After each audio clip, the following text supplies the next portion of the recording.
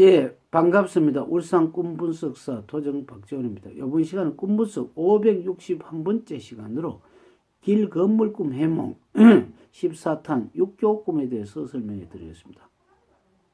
육교라는 것은 도심지에 있는 이쪽 도로 사이에서 차량의 소통을 원활하게 위해서 조금 작은 고가도로죠. 육교의 특징이라는 것은 그것이 차를 하염없이 흐르고 신호등의 어떤 수를 굉장히 줄이는 역할을 하고 있죠. 육교는 위에서 올라가기 때문에 어떤 이쪽 저쪽을 연결해주는 중개사 역할도 되는 것이죠. 꿈속에서 육교를 보았다. 그러면은 여기에서 저기를 건너뛰는 것이죠.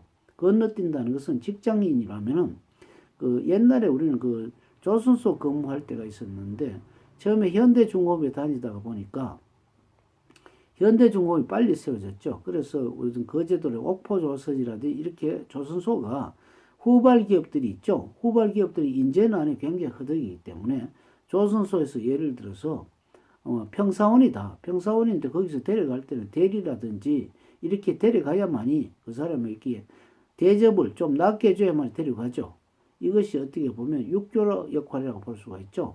저쪽을 건너가기 위해서는 그 차 높이보다 훨씬 높아야 건너갈 수 있지 않습니까? 그래서 우리는 그런 사람들을 데려가고 그 다음에 과장을 데려가면 무슨 차장이나 부장을 시켜준다든지 이런 경우가 굉장히 많았습니다.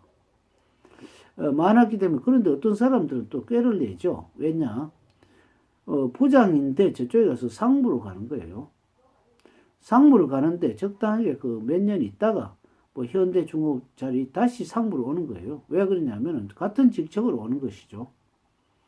그래서 이런 경우가 우리가 육교 역할을 하고 있다. 꿈속에서 육교를 보면 내가 타넘는, 그러니까 내가 어떤 일을 하면 내보다 조금 기세가 등등한 사람 있죠. 그것을 타넘는 것도 육교를 타고 넘는 것과 같다고 볼 수가 있죠. 물론 육교가 없으면서도 밑에는 신호등을 받아서 건너가는 수가 있습니다. 그러나 신호등을 건너가면 굉장히 오래 걸리죠.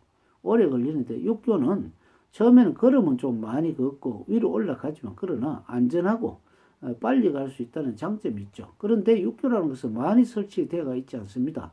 신호등은 많지만 육교는 육교가 있는 데만 있죠. 그래서 우리는 육교 부근에 있었을 때는 육교 건너가시 맞고 육교가 없는 데는 신호등을 건너가야 된다. 신호등이라는 것은 파란불이 있을 때 건너가야 되겠죠. 차불은 물론 빨간불이고 그것은 무슨 뜻이냐.